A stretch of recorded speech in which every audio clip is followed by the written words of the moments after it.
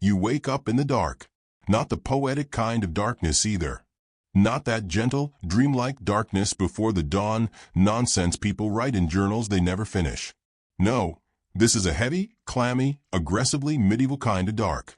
Like someone smeared a moldy stew over your eyes and then said, "Good luck finding the privy." You're lying on a straw mattress that was probably once beige, maybe 2 centuries ago, and now smells like what goat in forgotten sins. Your neck aches. Your back is sore. There's something scratching your ankle. You hope it's straw. You tell yourself it's straw. It is absolutely not straw. Congratulations, you've been teleported to a medieval dining hall. Or rather, the servant's sleeping corner next to the dining hall. Because if you thought you were going to wake up as a well-fed noble with rosy cheeks and a silver goblet, that's adorable. You're not. You're just one of the dozens of invisible hands that keep this place running, like a medieval version of a coffee shop barista.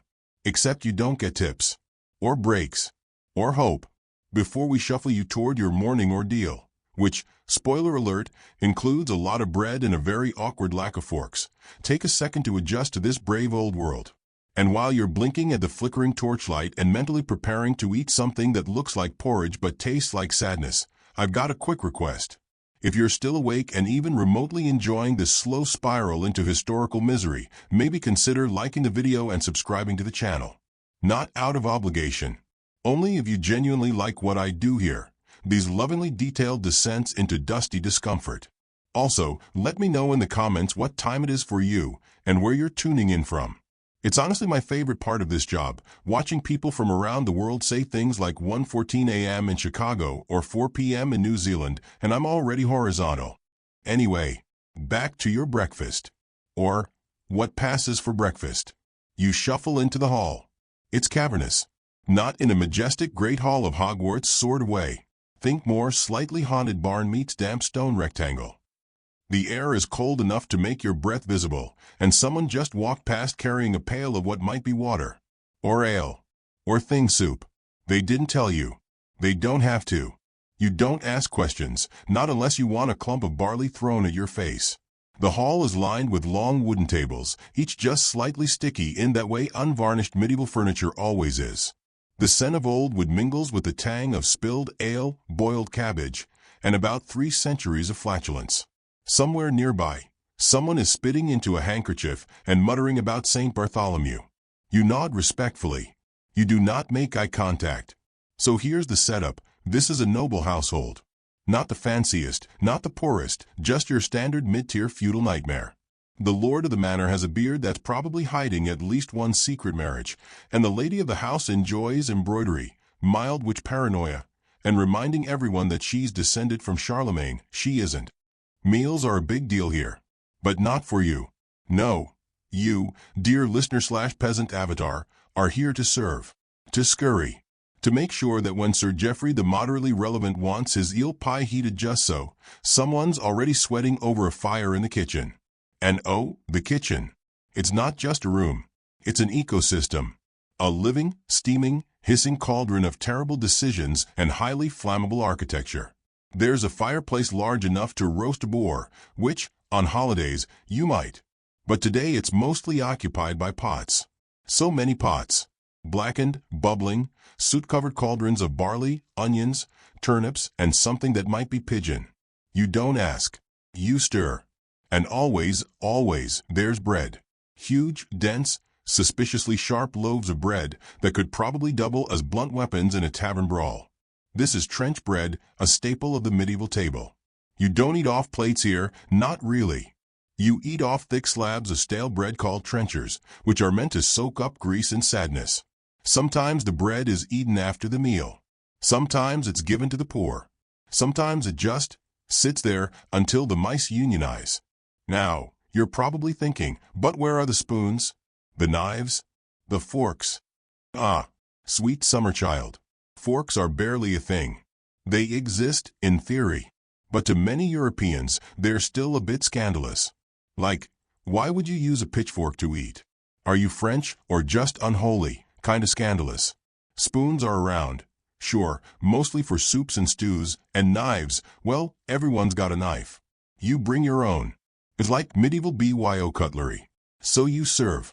You pass jugs of ale. You wipe the table. You avoid getting elbowed in the face by a sweaty squire arguing about land boundaries he barely understands. And then, at last, the actual diners file in. The hierarchy is painful. You watch it play out like a tragic stage performance every single day. The Lord sits at the high table, elevated and smug. His inner circle sits with him, maybe his chaplain, who smells like incense and moral superiority. A steward. A cousin who's definitely not sleeping with the maid, he is. And then come the rest, knights, visiting minor nobles, people who've managed to marry just cleverly enough to be tolerated. They talk, loudly, about taxes, and hunting, and how the peasants have no sense of gratitude. They drink wine, not the nice kind, mind you. Medieval wine is often just rotten grape juice with herbs shoved in to make it tolerable. Like a smoothie made by someone who hates you. And then comes the moment you dread, the awkward silence. Every dining hall has it. That inexplicable, eerie hush that falls mid-meal, usually when someone bites down too hard on a bone or someone else accidentally mentions a plague.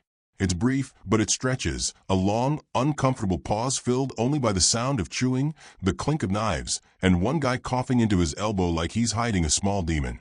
It passes, but it leaves a trace, like an emotional draft through the hall. You keep moving. You keep serving. Your feet are sore, your tunic smells like boiled root vegetables, and you just narrowly avoided getting vomited on by a guy who thought pickled fish and honey ale were a good pairing. This is your life. This is your rhythm. And the thing is, it's always like this. Day in, day out, meals follow the same dreary choreography. Even on feast days, when they drag out the good stuff, whole roast swan, sugar sculptures, pies filled with live birds because someone thought that was a flex, it's still the same cycle. Preparation, stress, awkward silence, more stress, cleanup. Speaking of cleanup, guess who gets to scrape grease off the trenchers and gather the bones into a bucket for redistribution? That's right. You. Hope you like touching cold poultry with your bare hands. And don't get excited about leftovers. The good bits get whisked away for the Lord's dogs. Or the monks. Or that weird guy who claims he was once a bishop, but clearly lives in a barrel now. You get gruel. And if you're lucky, a crust of cheese that hasn't gone green yet. But hey, at least you're not outside. It's raining. Again. And not in that gentle cinematic drizzle kind of way. This is medieval rain, angry, sideways, and determined to make everything damp forever. Mud seeps in through the door. Chickens scream somewhere in the yard. A pig gets loose. Someone slips. You try not to laugh. You fail. It's almost comforting, this routine. There's a weird kind of peace in knowing every day will be equally bleak. That no one's expecting greatness from you. That you won't be asked to lead an army or draft a charter or marry your cousin for political gain. You're just part of the scenery. A background peasant in someone else's story. And in a way, that's kind of relaxing. You move like clockwork, blend into the stone, breathe in the ancient smells of smoke and onions and wood rot. You know which floorboards creak. You know who farts during vespers. You know where the kitchen maid hides the last apple. This place might be miserable, but it's your miserable. Eventually, the meal winds down. The Lord belches.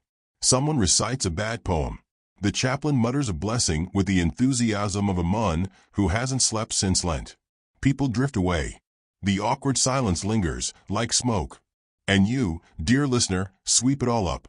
Quietly, patiently, sleepily. And maybe, just maybe, as you tuck yourself back into your itchy straw mattress, you find a strange sort of satisfaction. In the routine. In the absurdity. In knowing that no matter how bad modern life gets, at least you didn't have to eat eel jelly with your fingers in a damp stone box where nobody uses napkins. Sleep tight. You've earned it. You wake up groggy, sore, and slightly damp, which is confusing because you don't remember sleeping near a swamp. But then you remember you didn't. That's just what medieval humidity feels like. The stone walls around you are sweating again, and so are you. Everything is moist and uncomfortable, like someone tried to reimagine your life as a medieval-themed sauna. The straw mattress has imprinted an entire ecosystem onto your back. You sit up, stretch, and immediately regret it. Your joints crack like twigs under a boot. Congratulations, it's another glorious day of not dying in the Middle Ages. Yet, And today? Today, you're headed to the dining hall early. Not for breakfast. Not for lunch. No. You're here to set the table. Except, and this is important, there are no tables. At least not the kind you're thinking of. These are more like slabs of wood balanced precariously on trestles, the medieval equivalent of IKEA furniture built by a drunk cousin.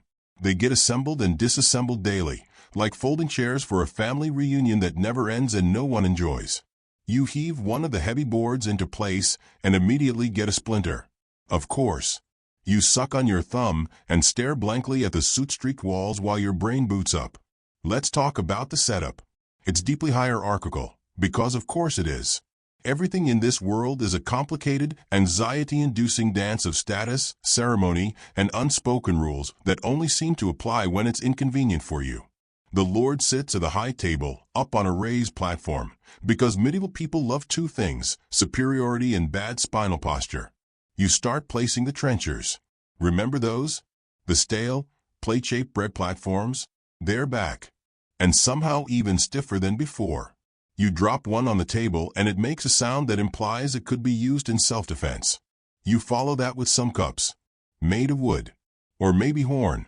If you're very unlucky, pewter, which, in case no one warned you, is full of lead. So basically, every drink is a little sip of brain damage. Delicious. And knives. Everyone brings their own, but the Lord's guests are special. They get fancy ones. With handles. Maybe even a bit of decorative carving.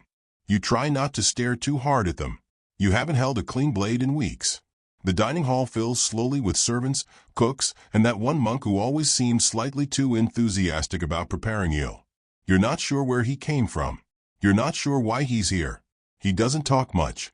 Just sort of appears. Eel in hand. Eyes hollow. Speaking of food, it's time to check on breakfast. Which is generous, because calling this breakfast is like calling a medieval cart a luxury vehicle. You enter the kitchen and are immediately assaulted by heat, noise, and the unmistakable aroma of disappointment.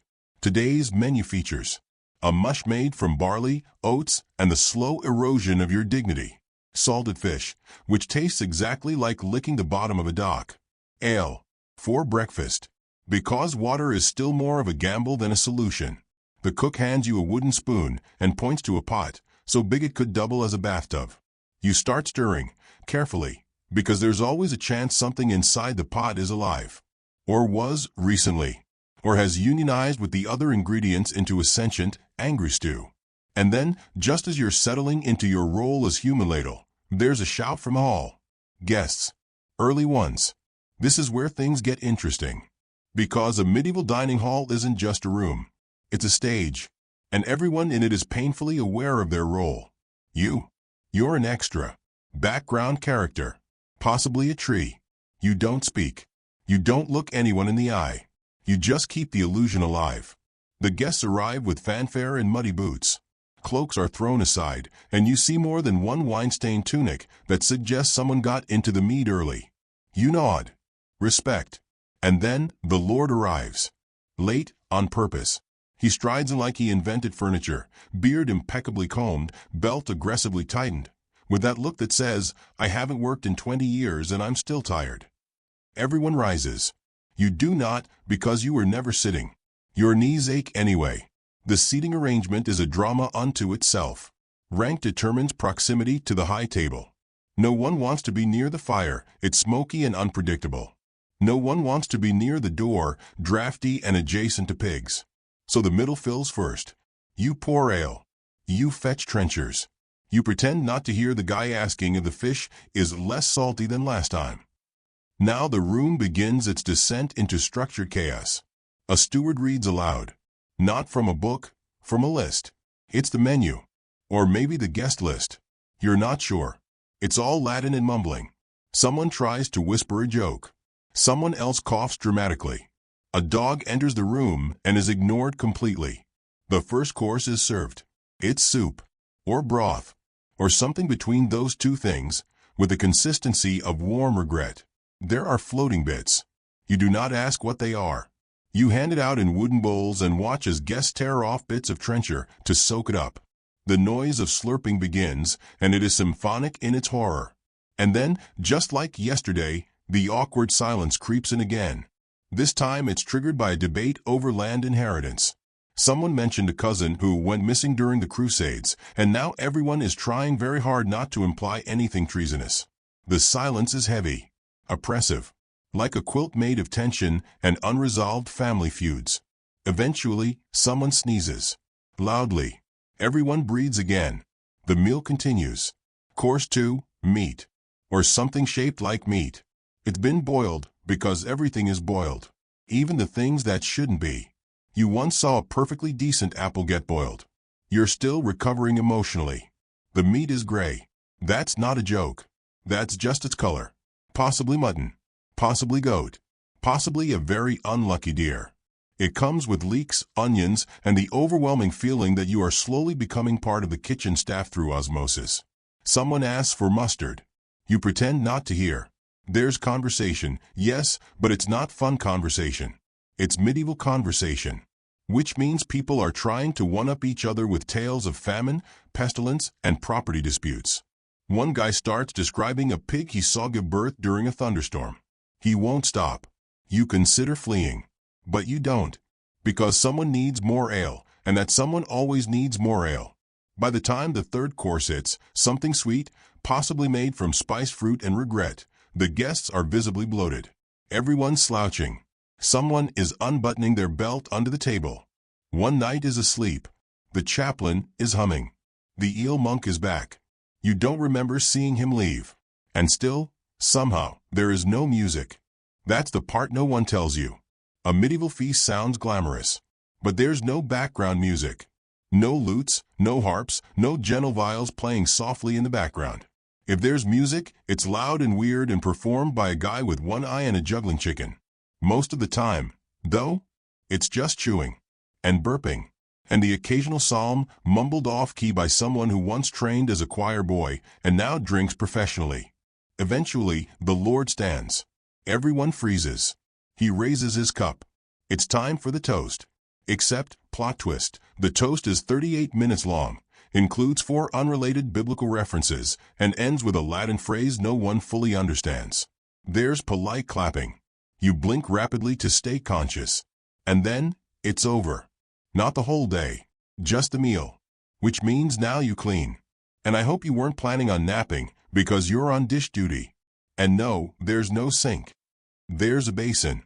A big, wooden, water-filled basin full of grease, crumbs, and crushed dreams. You scrub. You scrape. You question your life choices. The dogs come in to lick the floor.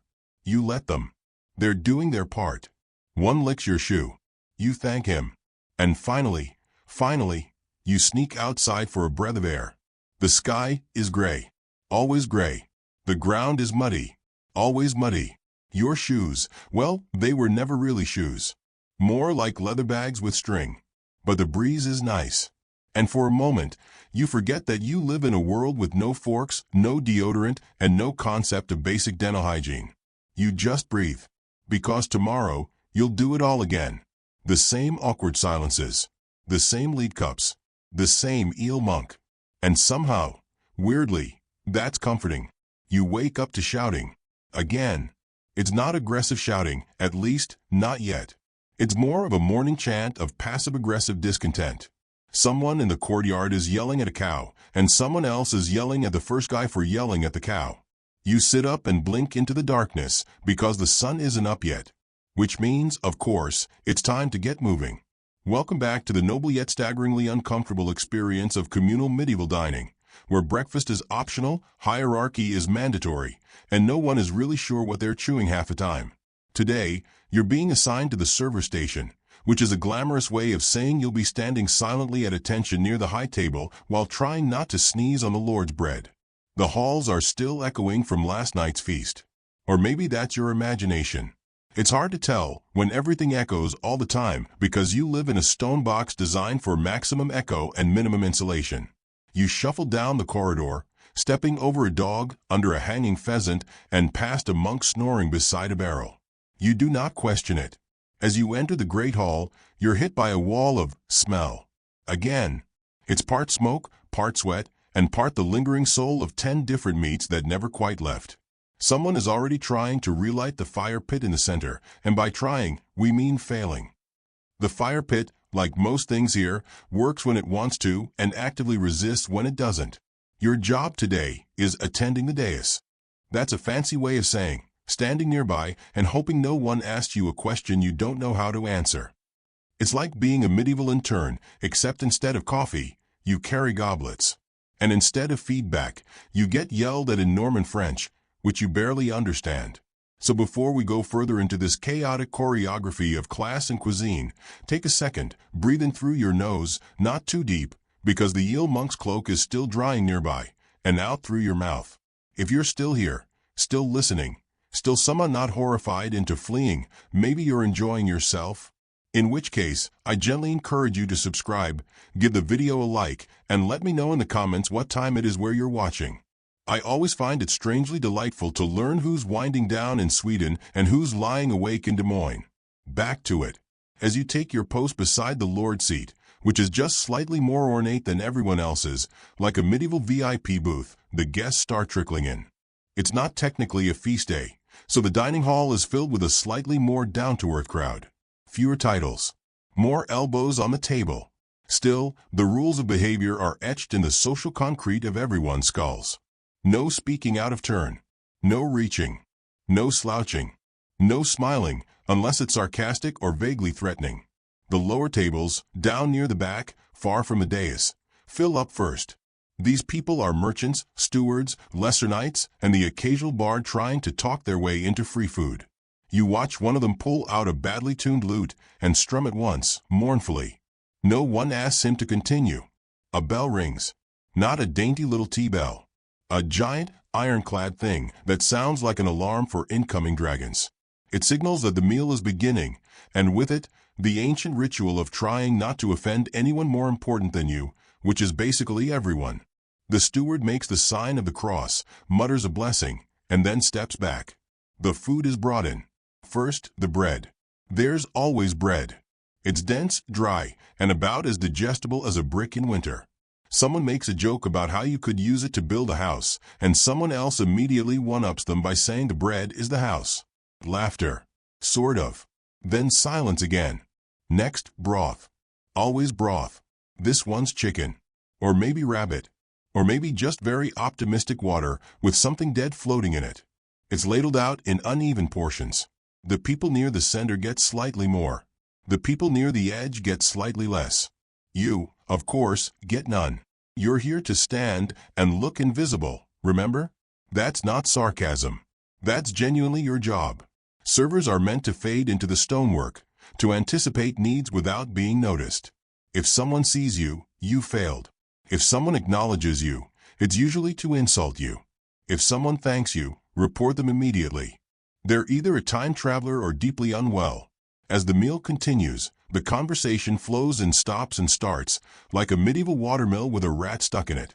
The main topics, as always, are land ownership, everyone wants it, no one has enough. Local gossip, someone's barn caught fire, again. The weather, still terrible. And the king's latest taxes, universally hated. You drift from guest to guest, refilling ale, replacing trenchers, trying not to trip over the dog that has somehow insinuated itself between the Lord's boots. The dog is doing fine, by the way. Better than you. It's been given scraps. And possibly a title. Course 2 is fish. Again. This time it's pike, which is a freshwater fish that tastes like whatever riverbed trauma it endured before it died. It's been poached in wine, not good wine, obviously. That's reserved for guests. This is cook's wine, also known as vinegar that got ideas above its station. It comes with garlic and a sort of mustard sauce that looks promising, but tastes like existential regret. Conversation halts briefly as everyone tries to pretend they're enjoying it. One knight coughs politely. Another gently pushes the fish off his trencher when no one is looking. The eel monk appears again. No one knows from where. He just is. Like a damp spirit. A culinary phantom. You lock eyes with him for a moment too long and feel a chill run down your spine. Back to work. You wipe down the Lord's goblet. Pour more wine. Attempt to look as though you care about someone's opinion on local feudal boundary disputes. Someone makes a pun in Latin. You don't get it. No one does. But they all laugh, because status is more important than comprehension. Dessert arrives. This is, objectively, the best part of the meal. Not because it tastes good, because it's small. It's a sign the suffering is nearly over. There's a spice pear tart. Or maybe it's an apple. The lighting's bad. You can't tell. You're just glad it's not boiled. The Lord compliments the cook. Loudly. The cook is in the kitchen and doesn't hear it. You consider passing the message, but decide against it. Let the mystery live. And then, the most dreaded moment of all, the post-meal discourse. This is where the real awkwardness begins. Bellies are full, bladders are full, and so is everyone's ego. But they can't leave yet, because social custom demands a closing conversation, part theological debate, part performative humility. Today's topic? Whether it's holier to abstain from meat on Wednesdays or just Fridays. It spirals quickly into a passive-aggressive monologue from the chaplain, who hasn't had anyone genuinely listen to him since 1172. You nod, as if you care. You don't. Eventually, the Lord yawns. The guests pretend to notice nothing. The servants begin the delicate ballet of clearing the tables, lifting boards, sweeping crumbs, removing trenchers that have somehow hardened further during the meal. You escape outside to throw scraps into the pig pen. The pigs look better fed than most of the peasants you passed this morning. One of them grunts with a slow, satisfied groan of a beast that's never heard of taxes. You envy him deeply. Your shift ends with a surprise. You're invited to eat. Not at the table, of course. Not with chairs. No. You squat in a circle with the other servers and kitchen hands and pass around a bowl of barley porridge, so flavorless it could be used to insulate a wall. But it's warm. And you're sitting. And for now, that's enough. You lean back against the cold stone wall, the sky darkening above, and listen to the soft murmur of post-feast wind. Somewhere, someone's tuning that awful lute again. The dogs are snoring. The air smells like wood smoke and overcooked fish. And for just a moment, the awkward silence isn't awkward at all. It's just quiet. And that is something close to peace. You wake up to the sound of chewing. Not yours. Not rats. Not the dog that somehow outranks you in the household hierarchy. No, this is human chewing. Intentional, audible, and way too close. You open your eyes. You're still curled in the corner of the hall, knees to chest, cloak wrapped around you like a medieval tortilla. In the gloom of pre-dawn, you can just barely make out the shape of one of the undercooks gnawing on a cold turnip like it owes him money. He doesn't blink. You decide to look away. There's a low fog in the dining hall, not metaphorical, just actual condensation meeting indoor smoke. The fire pits still smolder with the smell of regret and yesterday's goose. Someone coughed up a feather last night, probably. You rub your eyes, stretch your legs, and prepare for another thrilling day of dietary politics and awkward conversations, because today, we're not just dealing with the nobles. Today is monastic feast day. If you've never dined with monks before, let's just say it's exactly what you'd expect, very quiet, very serious, and vaguely threatening, but in a peaceful way. Imagine being glared at in Latin while someone blesses a spoon. That's the vibe. So before we slip into our itchy wool robes and go face the pious silence of the sacred refectory, now's the perfect moment to like the video. Subscribe if this chaotic slumber party in history is your thing, and tell me what corner of the world you're listening from tonight. Whether it's 3 a.m. in Toronto or midnight in Tokyo, welcome.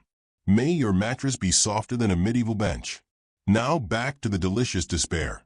The monastery refectory is down the hill from a castle, a solid half-mile walk through knee-high grass, fog, and self-doubt. You're accompanying the steward today, who is not thrilled about this assignment.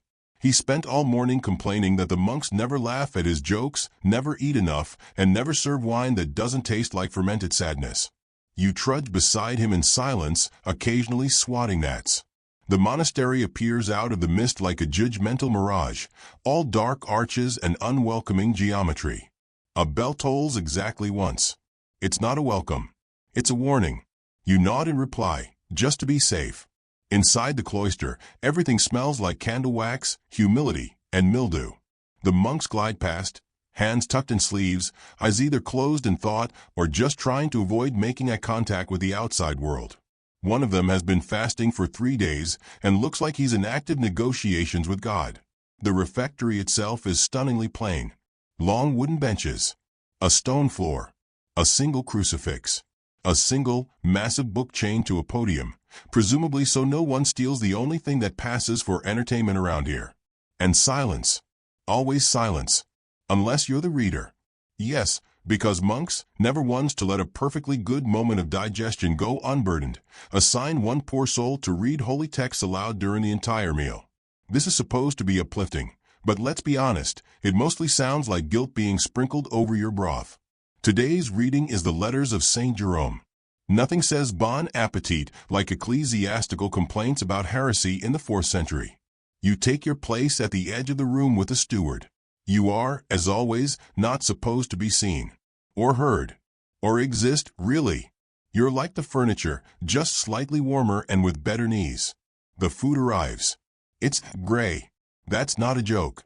It's a gray lentil mash with some unidentifiable chunks that might be carrot or might be pennants in solid form.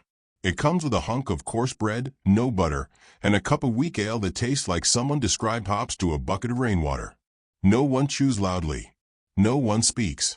No one even looks at each other, except the reader, who drones on about spiritual purification as if he's being slowly exorcised by his own voice. You stifle a sneeze. The steward elbows you.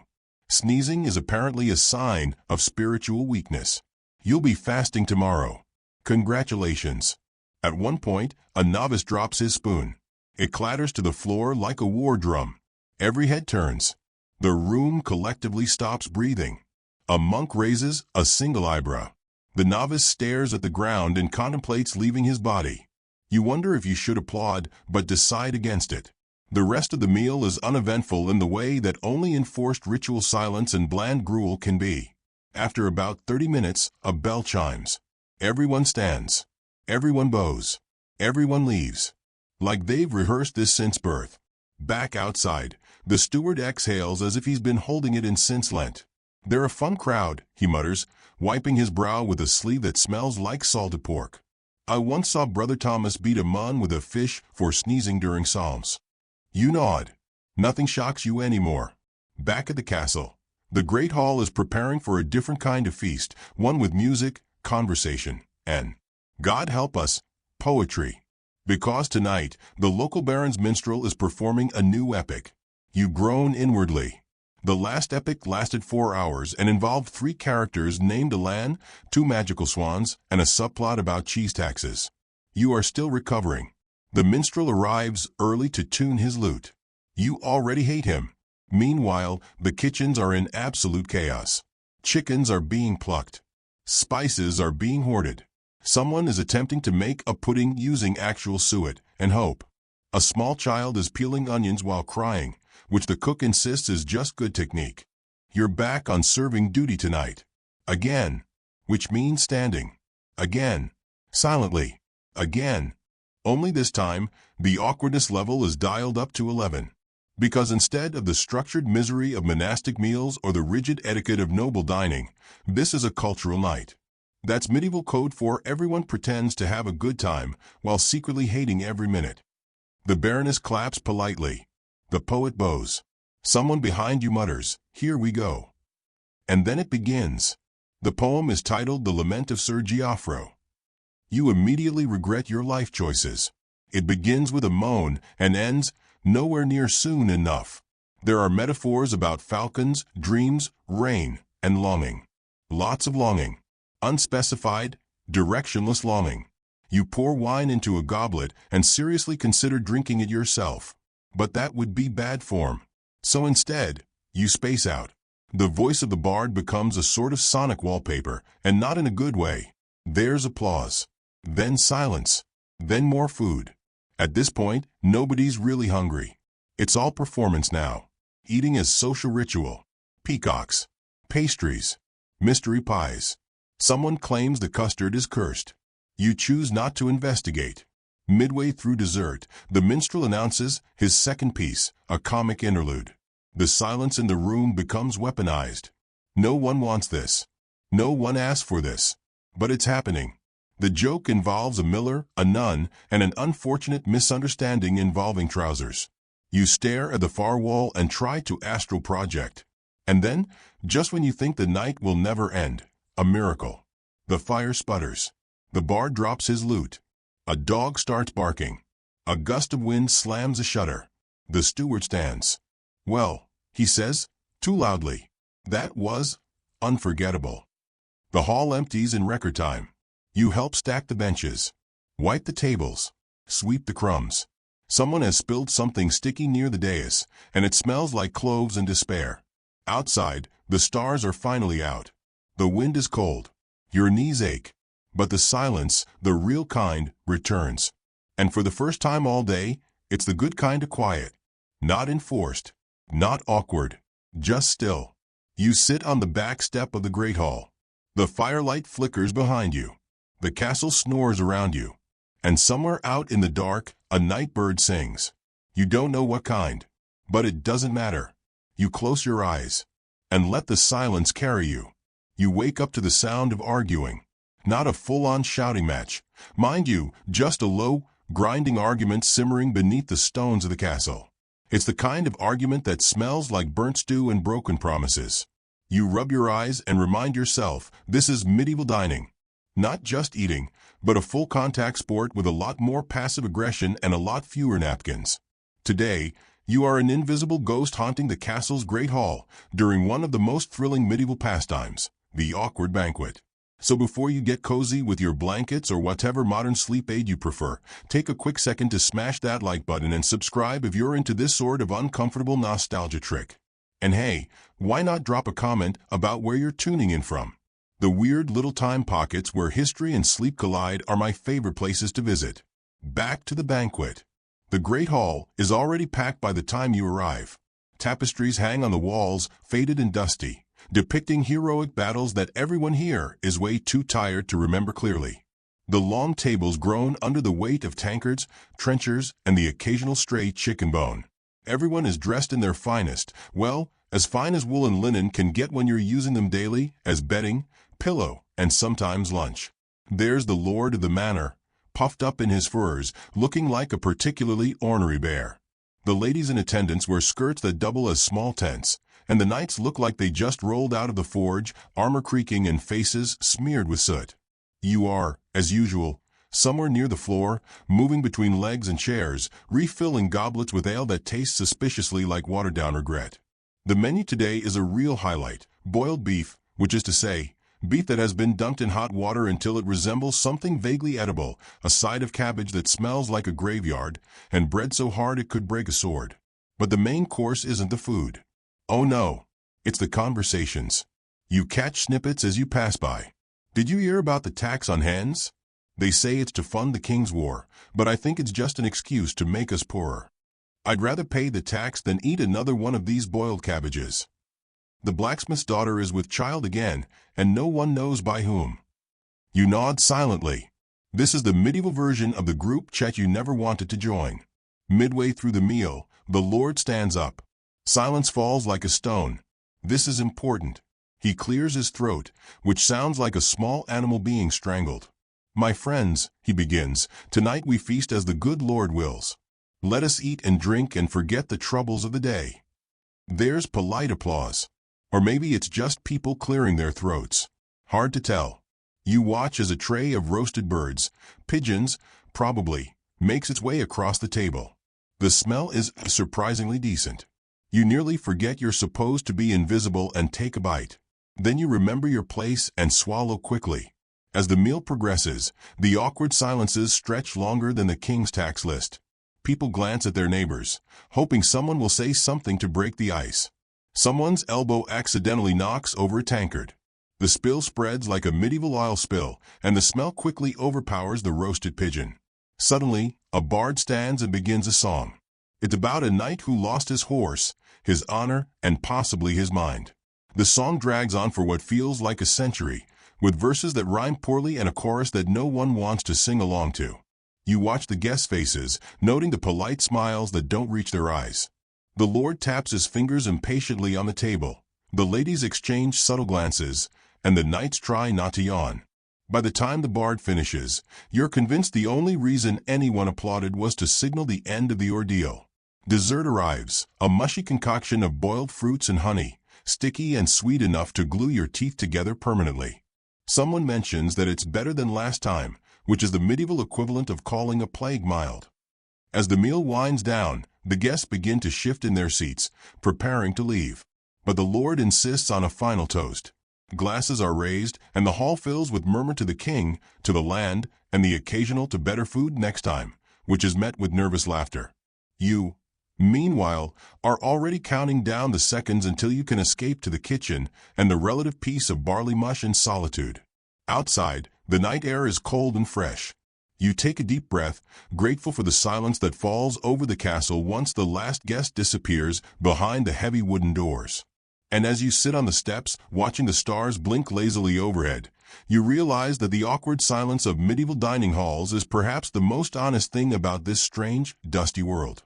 Not much changes. The food is questionable. The company is complicated. But the silence? That, at least, is timeless.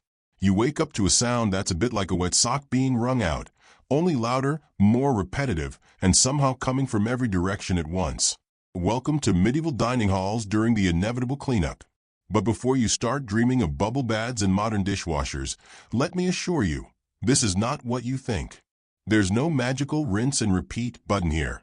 Instead, you get buckets of cold water, heaps of sawdust, and the occasional squawking chicken because, well, someone thought it was a good idea to let the poultry roam free. If you haven't liked or subscribed yet, now's a good time to do it, because we're about to dive deep into the post-feast aftermath, where awkward silences give way to shouts, scrubbing, and the kind of chaos that only a room full of drunk nobles and exhausted servants can produce. You're standing by the massive wooden table, which is now a graveyard of half-eaten food, spilled ale, and broken hopes. The smell is interesting. Imagine old cheese, stale sweat, and the faintest hint of desperation. It's less gourmet and more survival. The servants move like shadows, sometimes graceful, mostly tripping over their own feet, in a desperate attempt to restore some kind of order. You grab a rag that smells faintly of vinegar and start wiping down a bench. It's sticky. Very sticky. You swear you see something move under the crust of spilled meat. One of the cooks bellows orders, his voice hoarse from yelling all day. More water. And someone catch that chicken before it ruins the stew. You look up just in time to see a particularly bold hen darting across the hall with a piece of bread clenched in its beak like it's a tiny, feathered bandit. A guard chases after it, armor clanking and face red with exertion.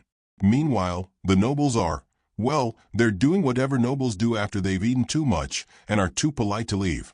Some lean back in their chairs, fingers drumming, eyes glazed. Others exchange quiet whispers that sound suspiciously like complaints about the food and the lack of proper music.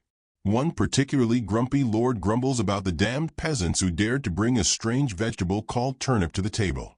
In my day, he mutters, we ate what was good, not whatever grows in the dirt. You nod sympathetically, which is a good call if you want to avoid being mistaken for a ghost and thrown out with the trash. The cleanup stretches on, a slow-motion dance of spilled water and broken plates. Someone knocks over a tankard, which shatters spectacularly. The sound echoes like a funeral bell. You wince. You catch a glimpse of the steward wiping his brow, looking like he's aged 10 years since breakfast.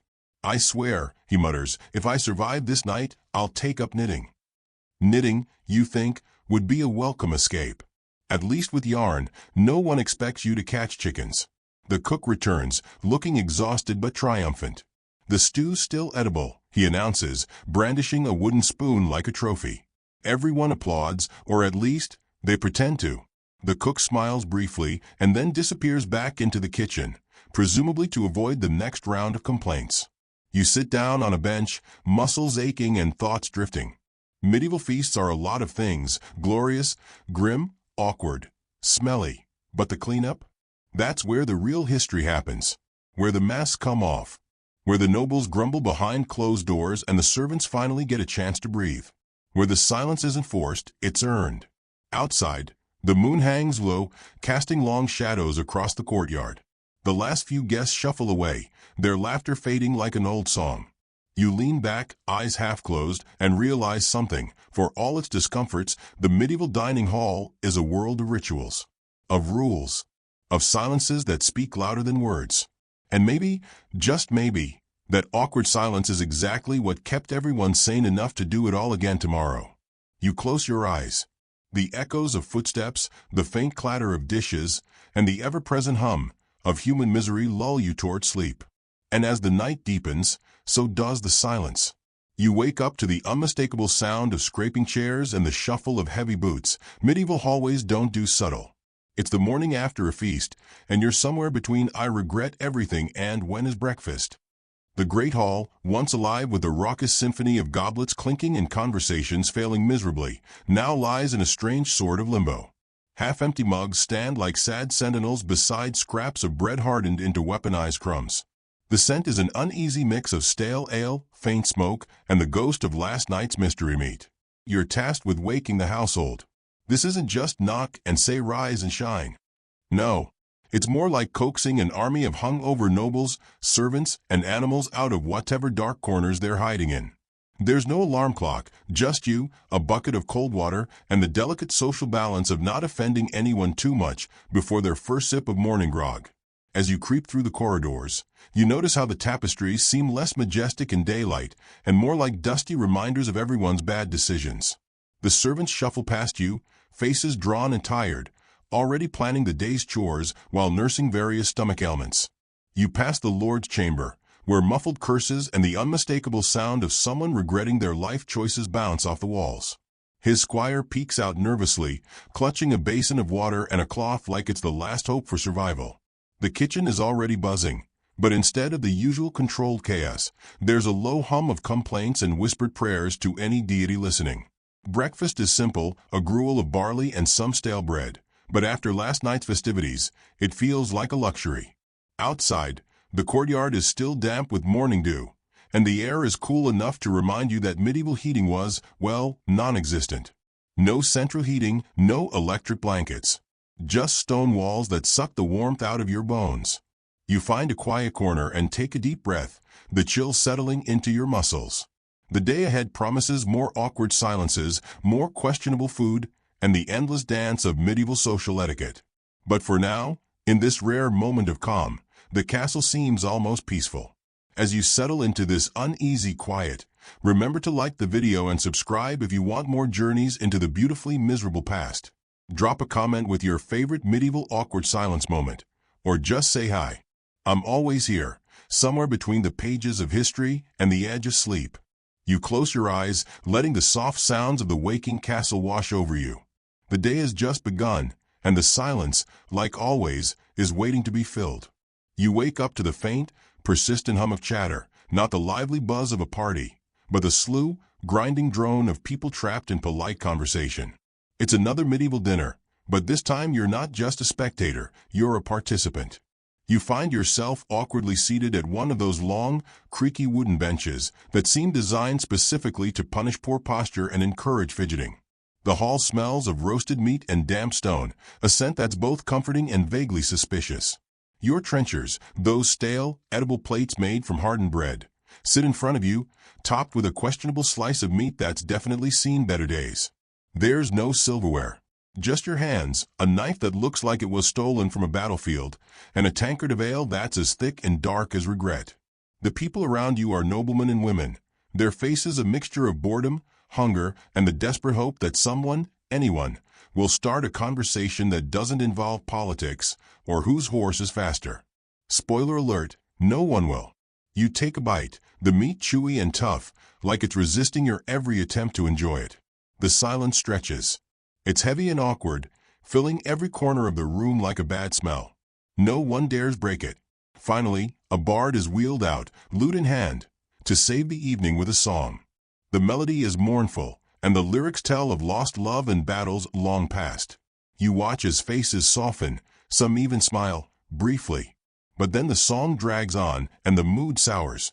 You glance around, noticing the subtle eye rolls and the silent pleas for it to end. The bard strums one last, lingering chord and bows. Applause trickles in, more out of obligation than enthusiasm. Dinner resumes, the awkward silence settling back like a fog. You poke at your trenchers, realizing that the medieval dining hall is less about the food or company and more about enduring the quiet. And somehow, that silence, thick and uncomfortable, becomes its own kind of story. So before you drift off, remember to like and subscribe if you enjoy these slow, sleepy strolls through history's less glamorous moments. Tell me where you're listening from and what you're sipping, if anything, in the comments below. It's the little things that make these silent dinners a bit less lonely. You lean back, the rough wood biting into your legs, and let the silence wash over you, heavy but strangely soothing. Tonight, the awkward silence of medieval dining halls is your lullaby. You wake up to the muffled sounds of footsteps echoing through cold stone corridors. The castle is still, but not for long. Today is market day, and the arrival of traders and peasants promises a break in the endless silence of medieval dining halls. You shuffle into the great hall, where the air is thick with the scent of smoked meats and freshly baked bread, though the smell is quickly overpowered by the less pleasant aroma of unwashed bodies and livestock squeezed just a little too close for comfort. No Uber deliveries here, just carts, hooves, and the occasional stray pig. The hall buzzes with a different kind of noise today, the rough chatter of merchants hawking wares, the clinking of coins exchanged reluctantly, and the occasional burst of laughter from a group of children daring to sneak extra servings of bread. As you navigate the crowd, you notice the stark contrast to the usual awkward silence that blankets the dining halls. Here, noise is not just tolerated, it's expected, even encouraged. It's the soundtrack of survival and barter, of deals made over stale cheese and questionable ale. You pass by the Lord's table, where his expression is a mixture of exhaustion and suspicion. The nobles are used to silence, and the sudden influx of noise unsettles them like an unexpected thunderstorm. Yet, even they can't resist the pull of market day, where the promise of exotic spices and rare fabrics briefly distract from the monotony of court life. You pause to listen to a trader extolling the virtues of his wares, some dried fish that looks like it's been through more adventures than you have, and a handful of mysterious herbs said to cure everything from hangovers to bad decisions. You resist the urge to ask for a refund policy. As the day wears on, the din gradually fades, replaced once more by the familiar hush of stone walls and tired feet. The market's energy seeps away, leaving behind a tired, slightly hungover castle ready to settle back into its usual rhythm of quiet desperation. You take a deep breath, the mingled scents of the day clinging to your clothes. The awkward silence of medieval dining halls returns, heavier now with the ghosts of laughter and shouted bargains. And as night falls, you find comfort in the stillness, knowing that tomorrow, the silence will be broken again, in some new and unexpected way. Remember to like and subscribe if you want to keep exploring these odd, quiet corners of history. And drop a comment to say hi or share your favorite medieval market disaster. You close your eyes, letting the echoes of the day lull you into sleep, ready for whatever awkwardness tomorrow brings. You wake up to the flickering light of torches casting long shadows on the rough-hewn walls of the great hall. The feast has ended, the guests have departed, and the silence that settles over the room feels almost sacred. If by sacred you mean awkward, suffocating, and maybe a little bit terrifying. You're alone now, or almost. The only company is the lingering scent of burnt meat, stale ale, and the faint whisper of forgotten conversations hanging like cobwebs in the cold air. You run your fingers over the carved wooden table, still sticky with the ghosts of spilled wine and broken promises. The benches are worn smooth by years of restless shifting and silent judgment. You can almost hear the echoes of laughter, complaints, and the never-ending awkward pauses that defined every medieval meal. There's no music now, no chatter, just the slow drip of melting wax and the occasional creak of the castle settling into the night. You lean back against the wall, the cold stone pressing into your skin like a reminder that in this world, comfort is a stranger. But there's something strangely peaceful here, too. The silence is no longer an uncomfortable gap to be filled. It's a pause, a breath between stories, a moment to reflect on the absurdity and endurance of those who came before. So before you drift off, remember to like and subscribe if this journey through history's quietest moments has brought you even the slightest sense of calm or curiosity. And if you want, leave a comment about your own awkward silences. We all have them, after all. You close your eyes, the weight of centuries pressing gently against your thoughts.